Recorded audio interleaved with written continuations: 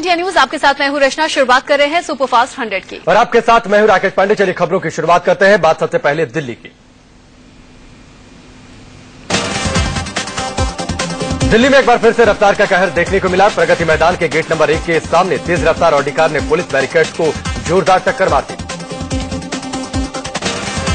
Car की रफ्तार इतनी तेज थी कि वो बैरिकेड को 50 मीटर तक घसीटती हुई ले गई। कार का अगला हिस्सा पूरी तरह से क्षतिग्रस्त हो गया। बैरिकेड पर चेकिंग कर रहे जवान इस हादसे में बाल बाल बच गए। हादसे के बाद पुलिस ने कार के ड्राइवर को पकड़ लिया। उसके मुंह से शराब की तेज दुर्गंध आ रही थी। पुलिस ने कार चालक को हिरासत में ले लिया। साउथ दिल्ली के मुनिरका इलाके में नॉर्थ ईस्ट के एक शख्स के साथ मारपीट का मामला सामने आया है। युवक के मुताबिक घर से निकलने पर कुछ स्थानीय लोगों ने पहले गाली गलौज की और फिर विरोध करने पर उसके साथ मारपीट की गई। स्थानीय पुलिस ने युवक की शिकायत पर मामला दर्ज कर जांच शुरू कर दी है, जबकि घायल युवक को पुलिस ने अस्पताल में भर्ती करा दिया है। पुलिस के मुताबिक कुल 5 लोगों ने युवक के साथ मारपीट की। महाराष्ट्र के ठाणे में हाई प्रोफाइल सेक्स रैकेट का भंडाफोड़ हुआ है। पुलिस ने 2 अलग अलग जगहों पर छापा मारकर 3 महिला दलालों के चंगुल से 8 लड़कियों को छुड़वाया है। छुड़ाई गई लड़कियों को महिला सुधार गृह भेज दिया गया है। महाराष्ट्र के जलगांव में एक स्कूली छात्रा के साथ टीचर ने छेड़छाड़ की। 10वीं में पढ़ने वाली छात्रा के साथ स्पोर्ट्स टीचर ने अश्लील हरकत की। घर वालों की शिकायत पर पुलिस ने मामला दर्ज कर दिया।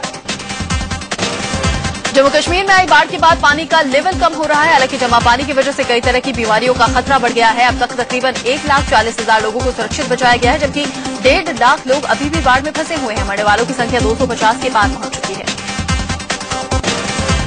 श्रीनगर के रेडियो कॉलोनी में इंडिया न्यूज संवाददाता राजीव शर्मा ने बाढ़ की तबाही की भयानक तस्वीर देखी। जब सैलाब आया है इस तरफ तो गाड़ियां एक के ऊपर एक चढ़ गई हैं। ये सारी की सारी गाड़ियां। ये श्रीनगर की रेडियो कॉलोनी का इलाका है। एक अंदाजा लगाया जा सकता है कि ये कुदरत का कहर किस हद तक, किस तेजी से आया। रिलीफ ऑपरेशन बाद में चलने शुरू हुए, जो कि चल भी रहे हैं। हम इस जगह को अगर दिखा पा रहे हैं, श्रीनगर की रेडियो कॉलोनी का इलाका है। एक अंदाजा लगाया जा सकता है कि ये कुदरत का कहर किस हद तक, किस तेजी से आया। रिलीफ ऑपरेशन बाद में चलने शुरू हुए, जो कि चल भी रहे हैं। हम इस जगह को अगर दिखा पा रहे हैं तो यकीन मानिए कि अगर सेना की ये रिलीफ बोट यहाँ नहीं होती तो शायद हम भी यहाँ पर नहीं आ पाते। श्रीनगर के राजबाग एरिया में भी बाढ़ ने जबरदस्त तबाही मचाई है। इस वक्त हम आर्मी की रिलीफ टीम के साथ राजबाग एरिया में है। पानी भरा हुआ और आप देखिए अब यहाँ पर मकानों की क्या हालत हुई इस सैलाब के चलते। कितने मकान यहाँ पर गिरे हैं। हमारे कैमरा पर्सन अवधेश आपको एक एक करके दिखाएंगे। अवधेश के ठीक पीछे, अवधेश आप अपना ध्यान भी रखिएगा, अवधेश के ठीक पीछे मकान गिरे हुए हैं। भारी तबाही है। अगर हम सामने सीधे अवधेश थोड़ा सा जूम इन करके आपको दिखा सकें तो सामने काफी तबाही है। इस पूरे इलाके में काफी मकान गिरे हैं और भारी तबाही हो चुकी है। यहाँ पर इस तबाही का अंदाजा शुरू में नहीं लगाया जा पाया था। यही वो तबाही का हिस्सा है जिसके लिए इतनी मेहनत की जा रही है कि यहाँ पर जो लोग हों उन्हें बचाया जा सके, उन्हें रिलीफ और रेस्क्यू किया जा सके। बारामूला के तहसील पाटन इलाके में बाढ़ से प्रभावित लोग दयनीय स्थिति में रहने के लिए मजबूर हैं। सबके घर तबाह हैं एक तरीके से। खाने को कुछ नहीं है। जो कुछ मिल पा रहा है उसी से गुजर बसर हो रही है। और ये हालत देखकर कतई कहीं से नहीं लगता कि ये लोग यहाँ पर शौक से रह रहे होंगे। ये सिर्फ और सिर्फ मजबूरी का ही दूसरा नाम हो सकता है कि यहाँ पर इन्हें रहना पड़ रहा है। श्रीनगर में हजारों लोग ऐसे हैं जो कि सुरक्षित जगहों पर पनाह लेने के लिए अपनी बारी का इंतजार कर रहे हैं। उनकी परेशानी का जायजा लिया हमारे संवाददाता रवि शर्मा ने। ये श्रीनगर के राजभवन के बाहर का नजारा है। आप देख सकते हैं कतार लगी हुई है। जो लोग धूप में नहीं बैठना चाहते उन्होंने अपना सामान लाइन में लगा रखा है और ये लाइन इतनी लंबी है कि जहाँ तक जाएंगे लाइन लगातार चलती रहेगी। ये वो लोग हैं जिन्हें इंतजार है यहाँ से रेस्क्यू होने का, लेकिन इतनी बड़ी तादाद है इनकी कि लगातार ऑपरेशन चलने के बावजूद ये ऑपरेशन है कि खत्म होने का नाम ही नहीं ले रहा। ठीक ऐसे जैसे कि ये लाइन खत्म होने का नाम नहीं ले रही है। हजारों आदमी इस वक्त भी श्रीनगर के मुख्य इलाके में फंसे हुए हैं। ये वो इलाका है जो राजभवन के पास का है।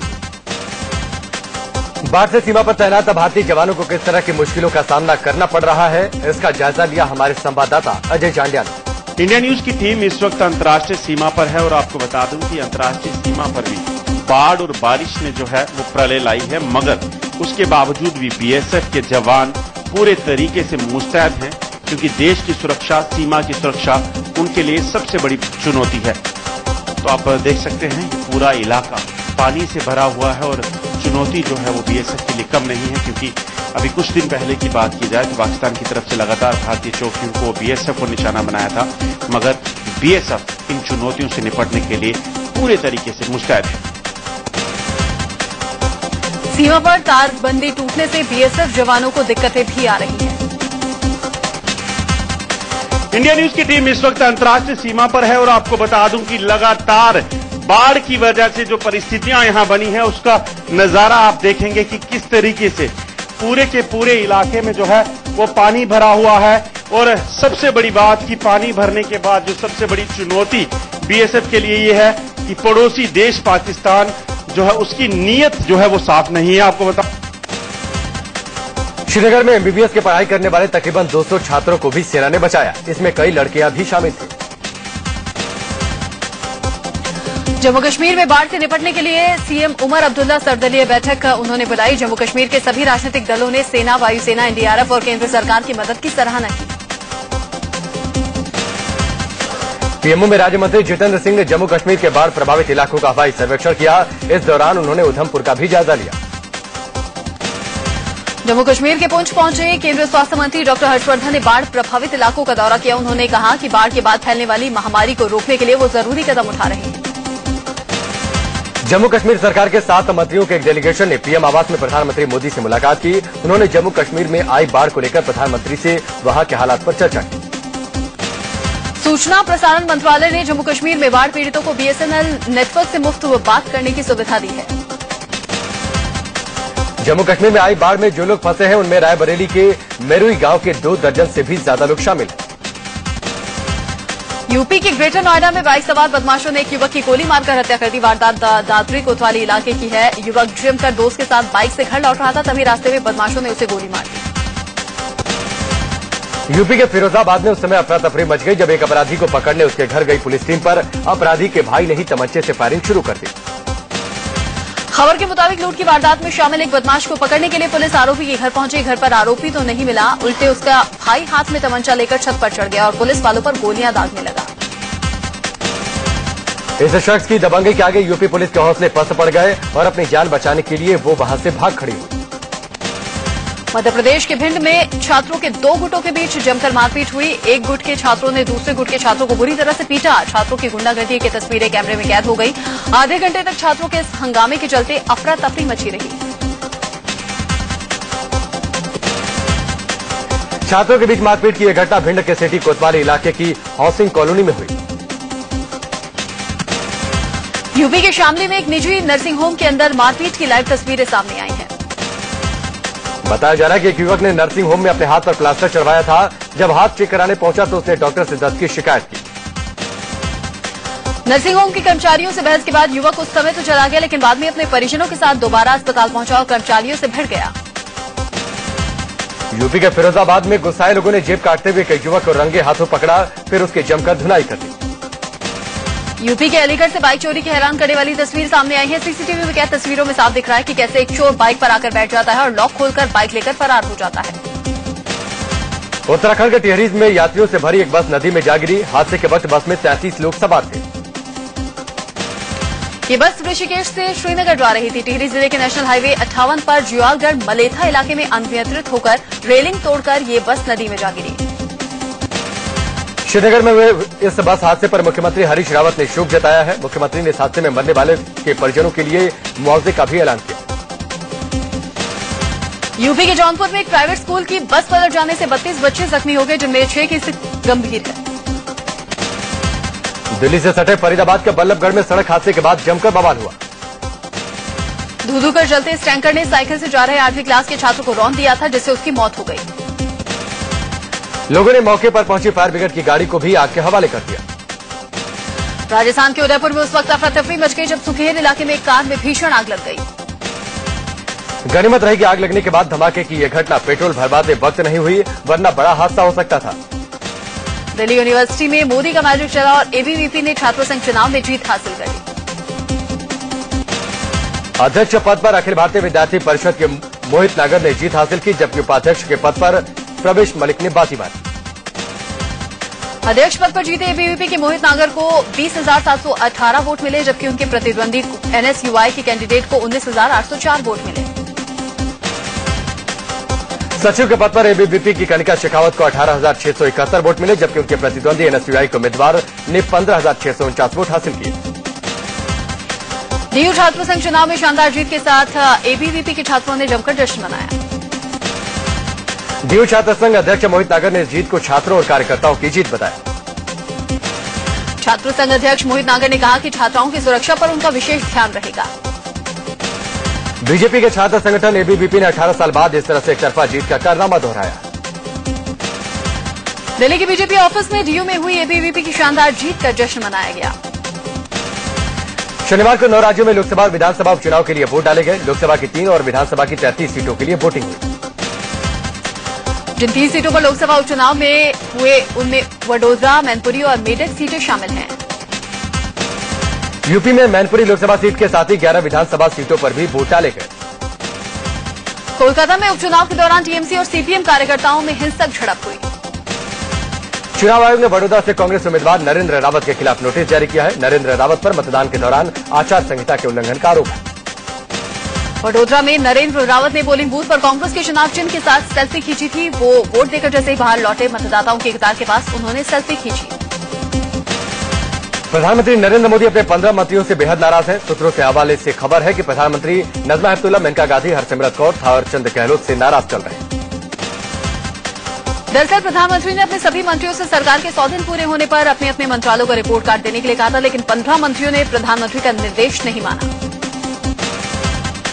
महाराष्ट्र में कांग्रेस और एनसीपी के बीच सीटों को लेकर समझौता होने की खबर है। सूत्रों के हवाले से खबर है कि विधानसभा चुनाव में महाराष्ट्र की कुल 288 सीटों में से कांग्रेस 164 और एनसीपी 124 सीटों पर चुनाव लड़ेगी।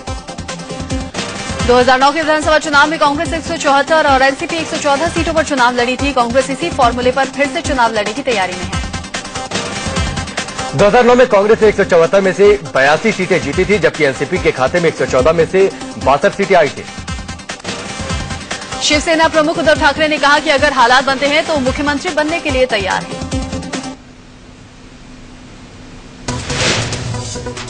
बीजेपी अध्यक्ष अमित शाह आज हरिद्वार जाएंगे। अमित शाह यहां बाबा रामदेव के कार्यक्रम में शिरकत करेंगे।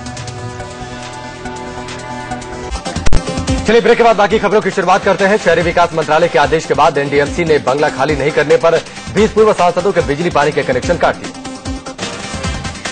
रेल मंत्री सदानंद गौड़ा के बेटे कार्तिक गौड़ा को बेंगलौर के आरटी नगर पुलिस स्टेशन में पूछताछ के लिए बुलाया गया। एनसीपी नेता लक्ष्मण राव ढोबले पर एक महिला ने रेप का आरोप लगाया है। पीड़ित महिला का आरोप है कि एनसीपी नेता लक्ष्मण राव ढोबले ने धोखे से उनकी अश्लील तस्वीरें खींची और फिर सार्वजनिक करने की धमकी देकर उसके साथ 3 बार बलात्कार किया। प्रधानमंत्री नरेंद्र मोदी ने जम्मू कश्मीर में आई तबाही की वजह से अपने जन्मदिन में किसी भी तरह का जश्न मनाने से मना कर दिया। 16 सितंबर को पीएम मोदी चीन के राष्ट्रपति शी जिनपिंग के साथ अहमदाबाद में साबरमती नदी के किनारे डिनर पर द्विपक्षीय वार्ता करेंगे। प्रधानमंत्री नरेंद्र मोदी के 17 सितंबर को पड़ने वाले उनके 64वें जन्मदिन के लिए उनकी मां हीराबेन ने खास तौर पर लड्डू बनाए हैं। आरजेडी अध्यक्ष लालू प्रसाद यादव बीती रात दिल्ली पहुंच गए। डॉक्टर्स ने लालू को कुछ दिन आराम करने की सलाह दी है।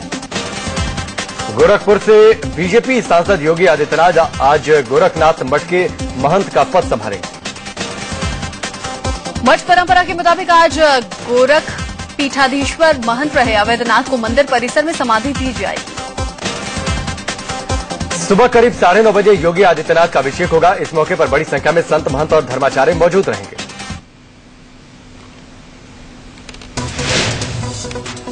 महंत अवैधनाथ के अंतिम दर्शन के बाद राजनाथ सिंह ने कहा कि अयोध्या में राम मंदिर बनना महंत अवैधनाथ का सपना था।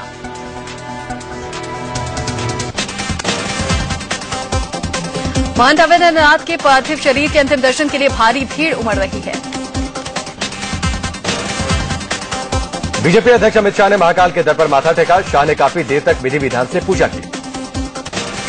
मध्य प्रदेश के दमोह में एक युवक को चोरी के आरोप से खुद को बेकसूर साबित करने के लिए अग्नि परीक्षा देनी पड़ी।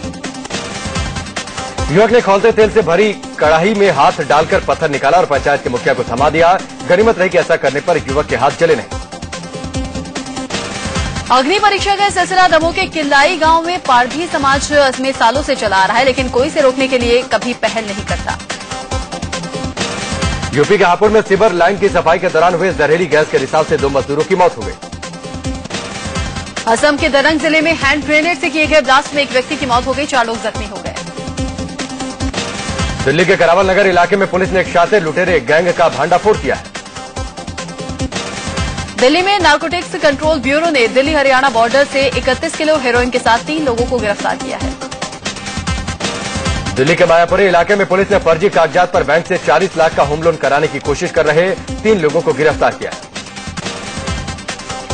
यूपी के अंबेडकर नगर के टांडा इलाके में भारी बारिश के बीच में एक सरफिरा शख्स 500 फीट ऊंचे मोबाइल टावर पर चढ़ गया, जोर जोर से बारिश रोकने की गुहार लगाने लगा।